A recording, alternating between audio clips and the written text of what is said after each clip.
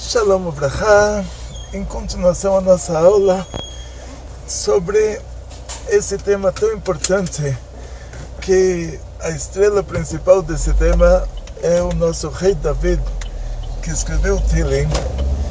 E nós sabemos que tudo que tem a ver com Teshuvah, quando nós assumimos que não vamos mais fazer a coisa errada e temos um remorso pelo que fizemos, entendemos que o que fizemos no quadro geral não foi uma coisa boa, ou seja, uma transgressão aos mandamentos divinos. É como uma pessoa que toma um veneno, que na hora aquele veneno é doce, é gostoso e é uma coisa deliciosa, depois ele morre de dor de barriga. Aí ele fala, tá bom, no quadro inteiro ele achava que só tinha essa parte, que ele está tendo prazer em tomar em beber aquilo, mas no quadro inteiro não valeu a pena. Ele falou, ele disse, se ele soubesse que ele iria morrer de dor de barriga, ele não teria tomado o veneno. Então, o que acontece na prática é que depois que a gente assumiu que a gente não vai mais fazer a coisa errada e a gente tem um remorso por ter feito, aí entramos num julgamento sobre qual desconto vai ser dado em relação ao que fizemos. Ou seja, você já entendeu, você já viu o quadro inteiro, pelo menos parcialmente, você já entendeu que não valeu a pena ter feito aquilo. Deus é a essência do bem e a natureza do bem é fazer o bem. Então o interesse divino não é que você leve um castigo. Então um dos 13 princípios da fé judaica é que Deus dá um prêmio para quem faz a coisa boa. Então consequentemente a pessoa que faz a coisa ruim vai receber um castigo. Agora, esse castigo ele tem níveis, ele pode ser qualquer coisa. Como hoje os países do mundo eles chegam no julgamento, eles chegam à conclusão que aquela pessoa não é perigosa e que realmente o que ele fez foi um erro de avaliação muito grande. Então eles falam, tá bom, então no lugar de receber um castigo, ele vai ter que dar uma tzedakah, cestas básicas para famílias pobres, e eles trocam esse castigo por um trabalho social. Então até no mundo material estão entendendo isso, que se você dá um castigo para a pessoa, a consequência disso para a sociedade não é das melhores. Então ao contrário, se você motiva essa pessoa a não fazer mais o que ele fez e cobra dela um apoio à sociedade para compensar o que ele fez de errado, os próprios governos chegaram à conclusão que eles lucram mais com isso. Mas a gente vai pro segredo da coisa, é que lá em cima, quando é feito esse julgamento, se depois que nós fizemos a teshuvah, depois de termos assumido que a gente não vai fazer mais, porque isso é a teshuvah da Torá, depois de termos tido remorso pelo que a gente fez, que isso é a teshuvah de Rabanan, aí vai ser decretado o que a gente vai ganhar de castigo para isso. E nessa hora vamos chamar a gente para esse julgamento. E quem vai ser o juiz? Você. O seu caso vai ser julgado e você vai ser o juiz. E você vai determinar se essa pessoa vai dar uma tzedakah e isso vai ser o castigo dele, que ele podia com esse dinheiro comprar alguma coisa para dar vida para si próprio. No lugar disso ele deu vida a um pobre que não tem de onde comprar aquela comida. Se o castigo vai ser que essa pessoa vai ser condenada à morte. É você que vai decidir em relação ao seu próprio julgamento. Então chamaram o rei Davi para o julgamento dele. O rei Davi, como dissemos antes, Deus protege a gente para a gente não fazer coisas erradas. Então está escrito Megalgalim zchut al-yedei zakai vechová al-yedei chayav. Para a pessoa poder fazer uma coisa errada, a coisa errada tem que ser decretada para o outro. Para um assassino assassinar alguém, antes dele conseguir assassinar alguém, tem que estar decretado lá em cima que esse alguém vai ser assassinado, vai morrer assassinado. E aí, lá de cima é escolhida uma pessoa para assassinar ele. E os padrões de escolha é que, sendo que essa pessoa que vai assassinar, ele próprio, no fim, vai ser condenado por ter assassinado, ele vai ter que ser assassinado também. Como o Hillel, no Pirkei Avot, ele viu um crânio boiando, uma caveira boiando, e ele falou para essa caveira: por causa que você afogou outros, você foi afogado, mas quem te afogou também vai ser afogado. E essa era a caveira do faraó, dizem nossos sábios. Por causa que o faraó mandou jogar as crianças judias no rio Nilo, por causa disso, afinal das contas, ele não morreu afogado no Mar Vermelho, que lá ele sobrou para ver que ele não é Deus, que Deus acabou com ele. E depois disso, diz o Midrash, que ele se tornou o rei de Nínive. Deus fez um milagre para ele ter uma vida longa, para consertar o que ele fez de errado. Quando chegou o profeta Yoná em Nínive, o profeta Jonas, e falou que Deus ia dar um castigo para a cidade, diz o Midrash que o grande milagre lá é que aquela pessoa que tinha sido faraó do Egito, ele era o rei de Nínive. E aí ele fez tshuva. E depois disso afogaram ele. Então, o que quer dizer? Por causa que ele afogou, ele foi afogado. Agora, aonde isso é determinado? No tribunal divino. E quem é o juiz? A própria pessoa que está sendo julgada. Então, no caso do rei Davi, sendo que Deus faz uma coisa boa por meio de uma pessoa boa, uma coisa ruim por meio de uma pessoa ruim, então, por que Deus deixou acontecer a coisa ruim por meio do rei Davi, que é uma pessoa boa? Porque ele tinha capacidade de fazer tshuva e abrir o portão da tshuva para todos nós. Ou seja, até desde o primeiro homem que não fez tshuva, que Deus perguntou por que ele comeu a fruta proibida, ele falou: a mulher que você me deu, olha, você foi culpado, você me deu uma mulher que não presta. Então, desde o primeiro homem que ele não fez tshuva, até o rei Davi, ninguém fez tshuva. Ou seja, até os irmãos de Yosef, eles falaram um para o outro: tudo isso aconteceu para a gente porque nós vendemos o nosso irmão. Então quer dizer que se isso não fosse acontecer para eles, eles venderiam de novo.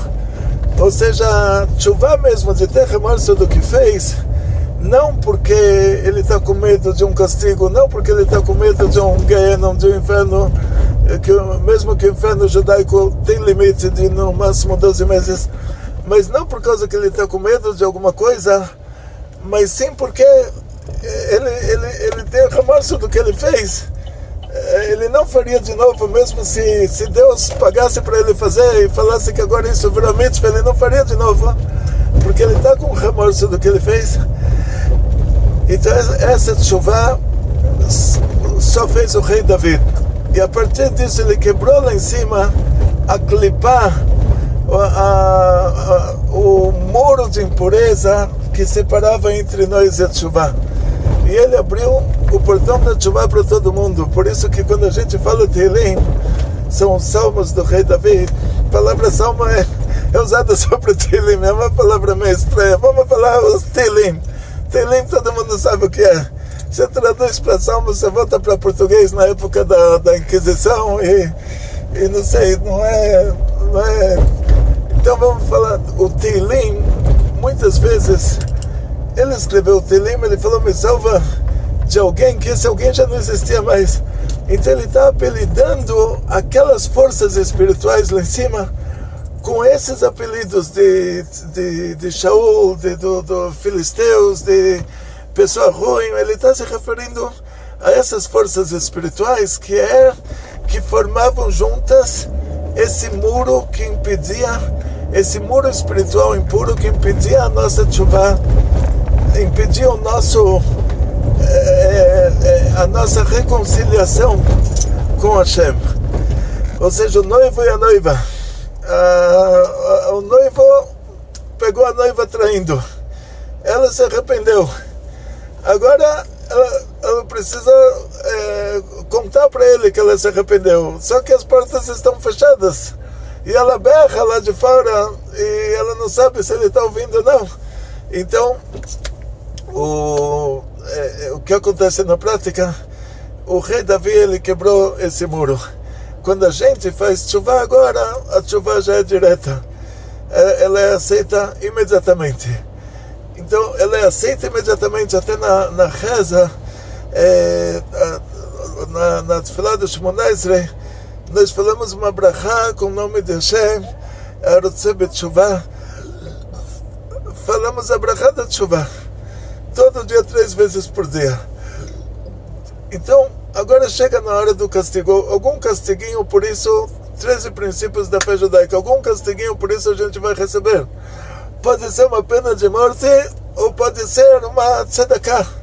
Alguma coisa a gente vai ter que perder. Quer dizer, o anjo responsável por nos levar vai ter que levar alguma coisa.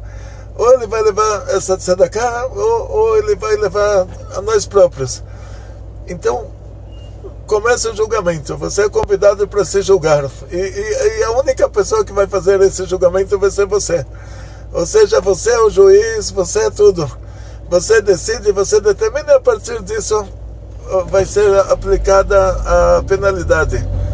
Então chega para o rei Davi o Natan Hanavi, o profeta Natan, e ele fala para o rei Davi: vou te contar um caso.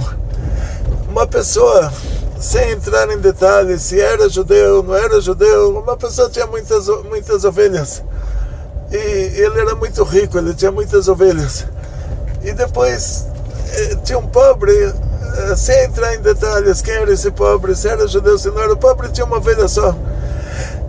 O rico matou o pobre para roubar a ovelha dele. O que tem que fazer com essa pessoa? Se nessa hora o rei Davi falasse: olha, vai saber se essa pessoa não era a criança que aquela ovelha salvou a vida dele, e agora esse pobre está todo dia batendo na ovelha até a hora que ele bater nela de um jeito que vai quebrar todos os ossos dela e a ovelha vai morrer, e a criança vai sentir que não foi grato para a ovelha que salvou a vida dele. Quer dizer, tinha 1001 respostas que ele poderia dar. Inclusive ele poderia falar: olha, desculpa, com certeza ele fez a coisa mais errada do mundo, sim, mas com certeza ele deve ter se arrependido profundamente do que ele fez, e ele deve estar com muito remorso do que ele fez, e eu acho que ele deveria dar uma tzedakah para isso, porque fazer de novo ele não vai fazer, porque está escrito na Torá que isso é tshuva, e ele com certeza deve estar cheio de remorsos por ter feito, que isso é tshuva de Rabanan. Então, nesse caso, vamos pedir para ele dar uma tzedakah. Se o rei Davi falasse isso, estava salvo. Só que o que ele falou na hora, ele ficou furioso. Ele falou: justiça. O Malchut, que é a esfera do rei Davi, ele faz parte das 5 Gevurot, das 5 Sefirot, que quando você separa o bloco das Sefirot, que ele é um bloco de 3 pilares, tem a linha da direita, que é a linha da Chesed, a linha da bondade, a linha da esquerda, que é a dureza, e a linha do meio, que é o equilíbrio.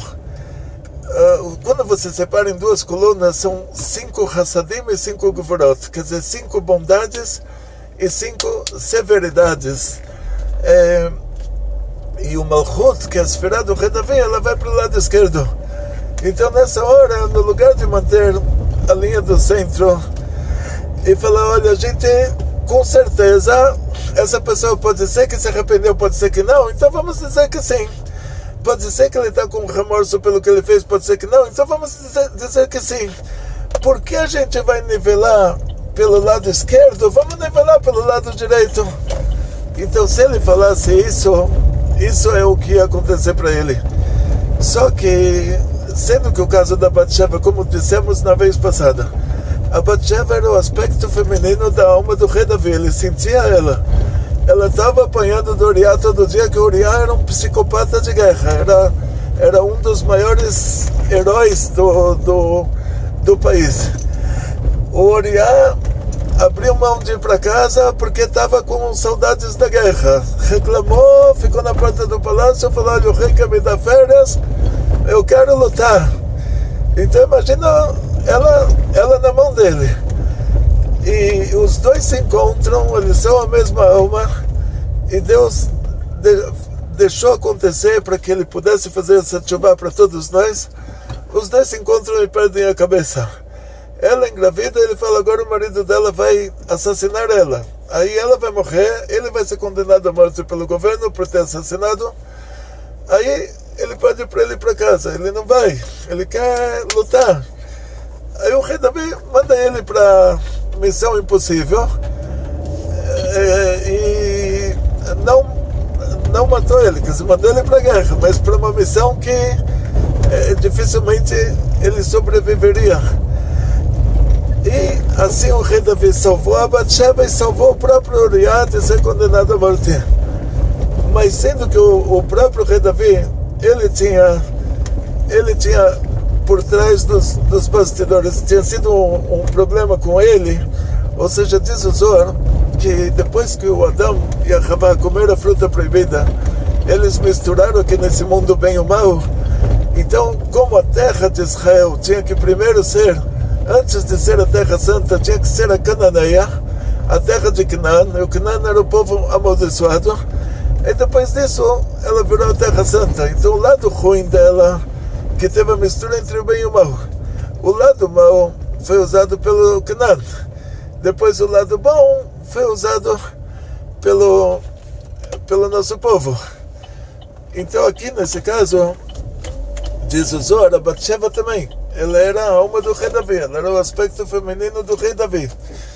E também nela, como em todos e em tudo, tinha a mistura do bem e o mal. O lado mal foi usado pelo Uriah. O lado bom depois chegou ao rei Davi. Só que o rei Davi deveria esperar isso acontecer naturalmente. Quer dizer, ia chegar a hora que na hora que terminasse esse lado mal, o Uriah e a Batsheva já não estariam mais juntos, porque já não teriam mais um vínculo espiritual que segurasse eles. Aconteceria alguma coisa para eles se separarem, que não ia ter nada a ver com o rei Davi. Só que ele ficou com medo lá e ele fez coisa errada, ele surtou. Tudo isso Deus deixou acontecer para que ele abrisse a porta da Teshuvah.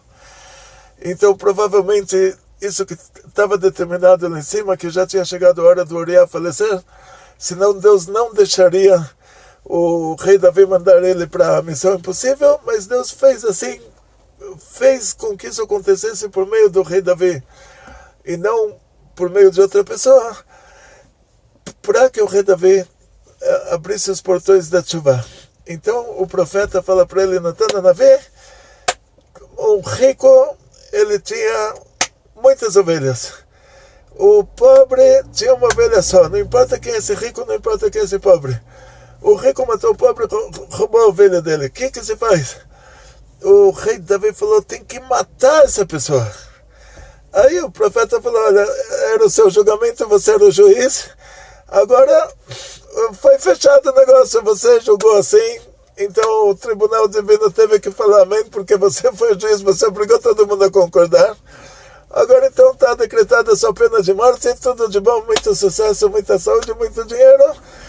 Lembranças lá em cima, lembranças minhas. Aí o rei Davi, claro que na conversa que ele teve com o profeta, ele entendeu que tem dois jeitos dessa pena de morte acontecer. Um jeito é ele próprio morrendo, outro jeito quando a pessoa não tem uma descendência, é considerado que ele morreu. Então ele escolheu ele próprio morrer e terminou a história assim. Os reis antigos, eles tinham que ir para caçadas. Você vê hoje em dia um exemplo disso, Trump, ele vai jogar golfe. Como o Trump pode, presidente dos Estados Unidos, vai perder tempo jogando golfe?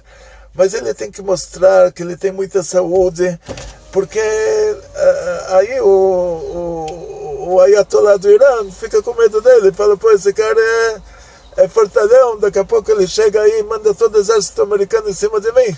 Se ele fosse um coitado fraquinho, o Ayatollah do Irã iria imaginar, agora ele está preocupado lá com os remedinhos que ele tem que tomar, então ele não vai pensar em fazer uma guerra. Então o rei antigo, para ter autoridade em relação aos países, aos outros países, ele sempre tinha que fazer caçadas, mostrar que ele é um cara forte. O rei Davi foi para uma caçada dessas, o anjo da morte veio pegar ele, que já, por causa desse decreto, e Moishe, hoje está chamado Baruch Hashem, a sinagoga voltou, já ativa, graças a Deus. Então, o rei Davi foi pego por um trambique do anjo da morte. O anjo da morte que no Gênesis tinha baixado na cobra para seduzir a Havá, agora baixou num alce e driblou o rei Davi até a terra dos filisteus. Lá ele se encontra com Ishbi Benov, que é o irmão do Golias, que o rei Davi começou a carreira dele, que ele conseguiu matar a pior pessoa do mundo, que era o Golias. Agora o irmão do Golias vê que o rei Davi sozinho chega lá na casa dele, na terra, na Filisteia, e pega ele, coloca ele embaixo de um espremedor de azeitonas. Era uma tora que espreme azeitonas, faz azeite de oliva. Hashem faz um milagre para ele, o chão se abre, isso está descrito no Teilim. Ele fala um Teilim lembrando esse fato. Depois o Ishbi Benov planta uma lança no chão, joga o rei Davi para cima. De repente o rei Davi ouve o general dele, fala um nome de Cabala para ele no ar. Aí ele fala, olha que alívio que você está aqui. É uma história muito longa, como o general tinha chegado lá. E aí o general fala outro nome de Cabala. Você imagina o nível do general do rei Davi, você imagina o nível do próprio rei Davi. Só que está escrito que a pessoa que está presa, ele não consegue abrir a própria prisão. Então, mesmo que ele era maior do que o general, mas nessa situação, ele precisaria da ajuda de outra pessoa. O general faz ele baixar em outro lugar, não em cima da lança. Os dois saem correndo. E o general pergunta para o rei Davi, como você chegou a essa situação? Ele fala, olha, podia eu morrer, podia não ter descendência. Então, o descendente do rei Davi vai ser o Mashiach. Aí ele falou, então, ele prefere que ele morra. Aí o general falou, troca sua reza, deixa o seu descendente se virar sozinho. Aí o rei Davi trocou a reza, os dois conseguiram matar o Ishbi Benov, ele se salvou disso. Terminou assim. Chega na época do Hizkiyahu Amelech, o rei da Judeia, o Hizkiyahu, ele é cercado pela Assíria. Os assírios, eles pegaram as nossas 10 tribos e fizeram delas 10 tribos perdidas até hoje. Então eles iam fazer a mesma coisa com o que sobrou, que era a tribo de Eudá, a tribo de Benjamim, os Kohanim que sobraram lá, os Leviim, um pouquinho da tribo de Levi. Eles cercaram Jerusalém. O rei da Judeia, Hizkiyahu, ele era o filho do Ahaz. Ahaz era um rei da Judeia que fez todo mundo fazer idolatria. O Hizkiyahu, ele se tornou um Baal Teshuvah, ele voltou para o judaísmo, ele fez com que o povo inteiro estudasse Torá. Não tinha exército. o rei da Assíria estava em volta de Jerusalém. E aquele dia, se ele conseguisse matar o Hizquiyahu, cada decreto divino, sendo que Deus é a essência do bem, o mal tem limite, o bem não tem limite, o mal tem limite.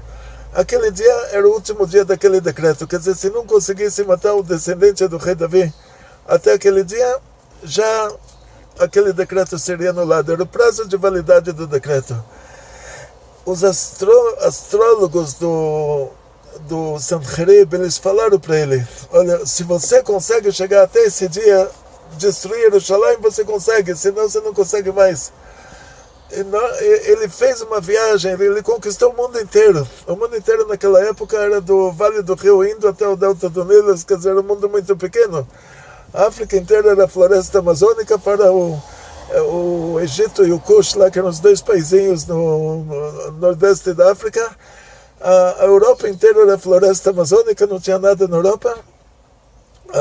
Sem falar de América, Ásia, depois do Vale do Rio Indo não tinha mais nada.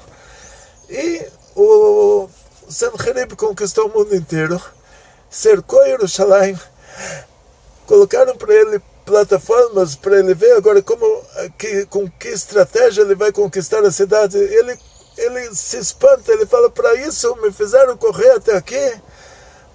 Olha só, essa cidade está caindo aos pedaços, não tem exército, não tem nada. Ele olhou para o Bet HaMikdash, ninguém nem pintou o Bet HaMikdash, nem consertou. Ele falou, esse é o templo sagrado de Jerusalém que me fizeram ficar com tanto medo disso, está caindo aos pedaços. No fim ele pede para cada soldado e fala, olha, hoje à noite vocês vão dormir.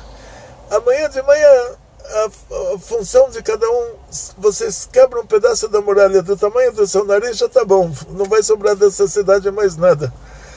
Aí naquela noite, Hashem faz um milagre, o Malach Gabriel, o anjo Gabriel se revela, todo o exército do Sanherib morreram, só sobraram 5 pessoas. Assim o rei Hizquiyahu se salvou e a descendência do rei Davi continuou. Então o que a gente aprende dessa história do rei Davi, que está escrito no Pirkei Avot, que Hashem está vendo tudo de bom que a gente faz, está muito alegre por tudo de bom que a gente faz, mas Hashem está vendo também tudo de ruim que a gente faz. E tudo está sendo anotado.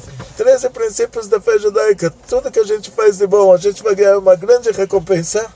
Inclusive, está descrito sobre o rei da Babilônia, que era um desses 5 sobreviventes do exército do Sanherib, que depois se tornou rei da Babilônia, por causa de 3 passos que ele deu para dar uma honra a Hashem, ele se tornou o rei mais rico do mundo. Para o segundo passo já não tinha mais como pagar para ele, então foi pago para o filho dele, que o pai tem o orgulho que o filho também seja uma pessoa de sucesso. Então o filho dele se tornou a pessoa mais rica do mundo, o maior rei do mundo, e o neto também. Por isso, só deixaram lá de cima ele dar 3 passos em honra a Hashem, que Hashem queria pagar para ele aqui nesse mundo, para ele não ter direito lá em cima. Por causa disso, a gente que dá muito mais de 3 passos para fazer alguma mitzvah, quanto mais, cada coisa boa que você faz, quanto mais você vai receber por isso. Não tem como descrever o que você vai receber por isso. Só que as coisas ruins também, mesmo que você vai receber muito menos castigo pela coisa ruim do que prêmio pela coisa boa, mas alguma coisinha a gente tem que receber. E quem vai julgar isso somos nós. Então está escrito uma linguagem no Pirkei Avot, que o olho que está vendo, uma linguagem de exemplo, assim, que está tudo, essa é um exemplo para um raciocínio. Hoje em dia você diria assim, uma câmera está filmando, né? Estou aqui na porta da sinagoga, tem a câmera filmando. Então, hoje em dia você fala a câmera filmando, o gravador gravando, e tudo está sendo digitalizado. Então, porque a voz quis dar esse exemplo, falou, olha, um olho que vê, um ouvido que ouve, e tudo está sendo escrito num livro. Então, e aí continua, porque a voz dizendo, e é cobrado da pessoa me dá a tova, shalom me dá a tova. Quer dizer, se ele sabe ou se ele não sabe. O que quer dizer isso? Aí, me dá a tova, shalom me dá a tova. Quer dizer, diz o Rabbi Nachman de Breslev, ele explica isso bonito, o Baal Shem Tov explica isso. Baal Shem Tov é o avô dele, explica isso melhor. Ou seja, assim, é perguntado para a pessoa, me dá a tova, é perguntado para a pessoa, o que tem que ser, que castigo tem que ser dado para alguém que fez isso, que é uma coisa que ele fez, se não foi nessa reencarnação ele fez em outra e chegou a hora da cobrança. E aí a pessoa ele vai falar shalom me dá a toa, ele sabendo e ele não sabendo. Me dá a toa quer dizer ele sabendo, shalom me dá a toa quer dizer ele não sabendo. Vai ser cobrado dele, ele sabendo e ele não sabendo. O que quer dizer isso? Explica o Baal Shem Tov. Quer dizer, ele sabendo, mas ele não sabendo. Quer dizer, como o profeta Natan, o profeta Natan, ele deu para o rei Davi um exemplo, que é o caso dele, mas ele não sabendo que esse é o caso dele. Então, foi cobrado dele de acordo com o julgamento que ele fez do próprio caso dele, sem ele saber que esse é o próprio caso dele. Então sempre que a gente ouve coisas assim, qualquer coisa que você ouve, não importa o que, nunca fala essa pessoa tem que levar um castigo, tem que acontecer isso para ele, tem que acontecer aquilo para ele. Você fala ao contrário, essa pessoa tem que fazer tshuva, tem que se arrepender do que ele fez e tem que usar toda essa força que ele usou para o mal, ele tem que usar isso para o bem. E ele tem que se arrepender do que ele fez e a partir de agora fazer muitas coisas boas para recompensar, para como se diz, retificar o que ele fez de errado por meio de boas ações, por meio de acrescentar no estudo da Torá, por meio de acrescentar no cumprimento das mitzvot. Essa é a sua parte, você é o juiz. Você julgando assim, a primeira coisa que você ganha com isso é que você agora está em boas mãos, quer dizer, o seu julgamento foi feito favorável a você. Depois o que vai acontecer com aquela outra pessoa já não é mais problema seu.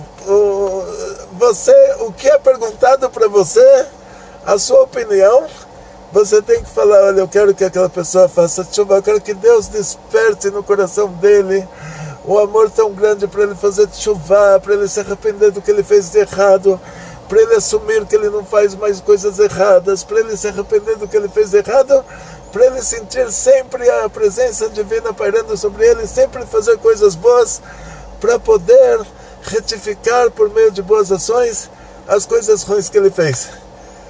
Mais do que isso, não fala nada, Deus me livre, porque tudo que você vai falar pro bem ou pro mal, em primeiro lugar isso vai ser decretado para você. Se aquela pessoa tem outros méritos, que por causa dos outros méritos a sua opinião não foi levada em conta, você fala, eu quero que o cara morra. Mas por causa de outros méritos que ele tem, de outras reencarnações anteriores, ele não morreu. Mas para você, você não sabe se você tem esses méritos. Então, em primeiro lugar, qualquer situação, não julga ninguém e nada. Porque no exemplo do profeta Natan, ele não falou se o rico era judeu, se não era judeu, se o pobre era judeu, se não era judeu, se era o que for. Está falando sobre uma ovelha. Não falou que era uma mulher, falou que era uma ovelha. Não importa, qualquer situação. Sempre você fala, a pessoa tem que fazer tshuva, tem que assumir que ele não faz mais, tem que se arrepender do que ele fez.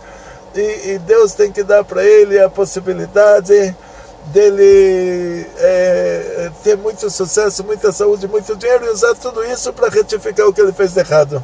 Usar tudo isso para o bem, para retificar o que ele fez de errado. Em primeiro lugar, você se garantiu.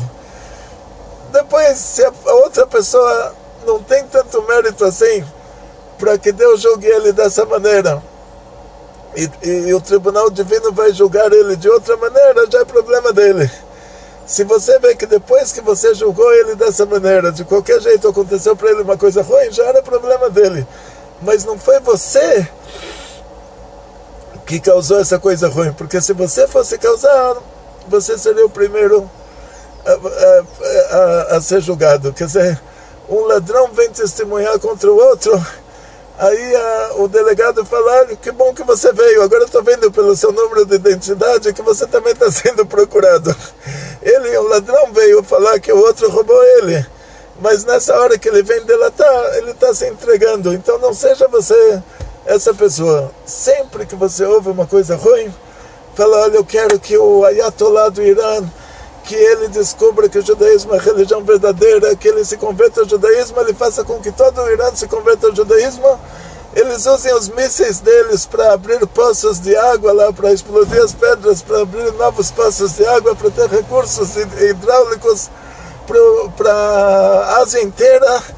E sempre pensa assim, sempre você tem que julgar tudo dessa maneira. Falar: eu quero que a pessoa faça tshuva, que ele retifique tudo que ele fez de errado por meio de boas ações.